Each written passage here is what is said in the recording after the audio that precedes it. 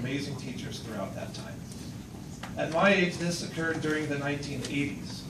It was a much different era of education and for OVSD. Throughout my years as a student in OVSD, we had a healthy balance of academics and enrichment activities and field trips.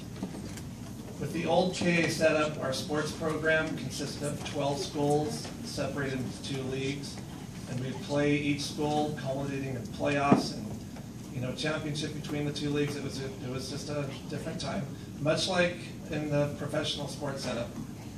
We had end of the year beach day, 6th grade outdoor ed, 8th grade Yosemite.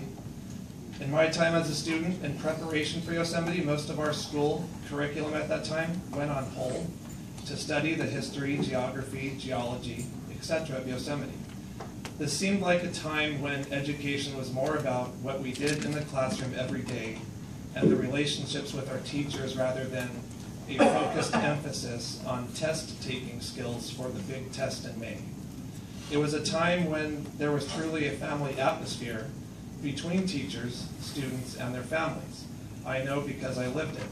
My personal family developed friendships with many of my sisters and my teachers.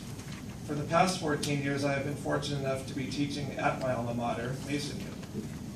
During that time, I have seen end of the year beach day go, our current sports program, which is 6 games, cut in half to 3, and it's never been reinstated, and both outdoor ed trips cut.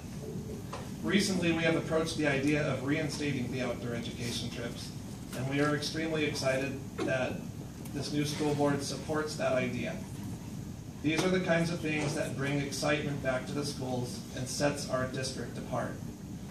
It is my hope that we can bring back more of these kinds of enrichment activities, perhaps reinstating the original size of our current sports programs to 6 games and adding soccer to help bring back those stronger connections with schools, children, and their families like before.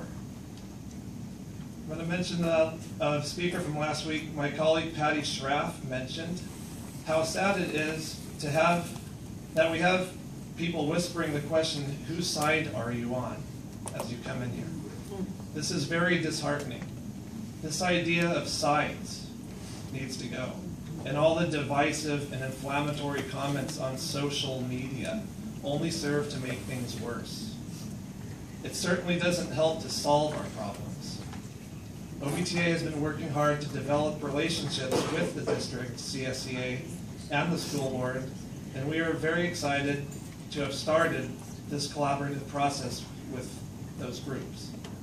Unfortunately, this year, we have seen many difficult issues arise, and we know that you are in your 4th meeting in about 6 weeks as a new school board. There are going to be many difficult decisions that you need to make, and we know that there's no magic one to make this happen, to make things better overnight. We know that it will take time, and we have faith that you will make the right decisions based on the facts. And we look forward to when we look forward to when we could possibly bring our district back to what it once was. Thank you.